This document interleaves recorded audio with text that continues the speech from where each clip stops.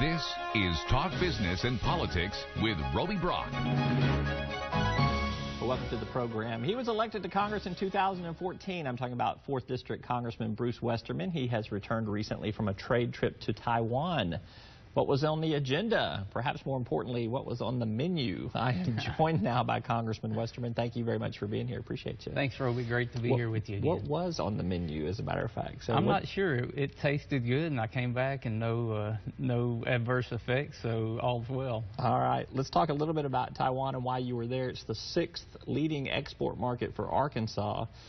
What are some things that you see Arkansas has opportunities to do in a greater way with Taiwan? Yeah, it's the 6th leading export market for Arkansas. It's the 10th largest export market for the United States, just moved ahead of India on that list. So if you look at it, I was trying to compare it to the size of the 4th Congressional District, and the land mass on the island is actually smaller than the 4th Congressional District, but there's 23 million people that live there. Of course, you live in one of the largest landmass districts in the U.S. Right, with 750,000 people. So that gives you an idea of the density of the population. You know, Taipei is a very large city, and they use a lot of U.S. goods. They like Arkansas poultry. They eat a lot of pork there, but they sometimes have a hard time getting the pork that they want, and they like Arkansas poultry. They use a lot of, not near enough wood products. They said they would like to get some more charcoal, and they recognize the benefits of wood frame construction in earthquake zones, which obviously they had a pretty devastating earthquake there a couple of weeks ago. And they would like to get a lot of our natural gas if possible. So, you know, if we had a way to get our vast amounts of natural gas liquefied and sent over there, they basically said they would take all the liquefied natural gas we could send them. So out of everything you just talked about there, what's the most realistic for something quickly happening to change the landscape? The poultry trade there is already very well established, and you know, they get some wood products there. If you talk about the 4th District, it's the largest poultry producing district in the country, and we've got a lot of timber. We're about 86% forested. So you know, personally, from the 4th District's perspective, I'd like to see them take more poultry and more wood products. We'd like to see them take more rice in there, but they grow a lot of their own rice, so probably not as good a market for rice and other ag products. But I think there's real opportunity there, and you know, if you look at Taiwan, they are a thriving democracy in that region. Officially, they're the Republic of China.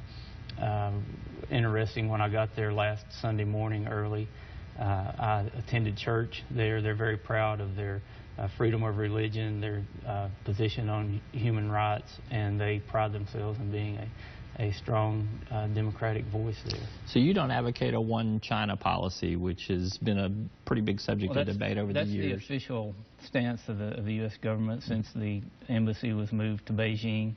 But I think we need a strong voice there with what Taiwan represents and what they stand for, and they are such a strong trade partner with us.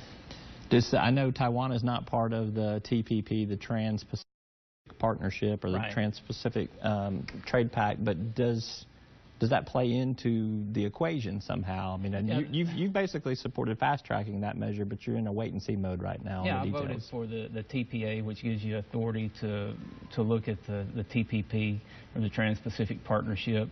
There's a real desire in that region of the world to form stronger trade agreements with the United States. You know, I'm reading the document. I've got the TPP on my desk. It's 800 pages without the appendix, which is another couple thousand pages. So it's not light reading. It's not light reading, and I try to take it a chapter at a time and highlight it and put questions where I have questions. But a lot of the trade with that part of the world, from what we import from there.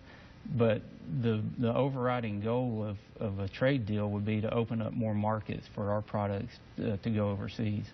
I don't see anything really happening on TPP this year. It's such a controversial issue.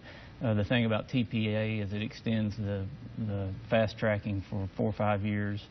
So under a new administration, we could possibly go in and rework the deal. TPP, you hear people call it Obama trade, and it's just kind of a toxic issue right now. But in the long run, we need more markets for U.S. goods, and that part of Asia is a place where they would like to have more U.S. goods and have stronger trade relationships with the U.S. So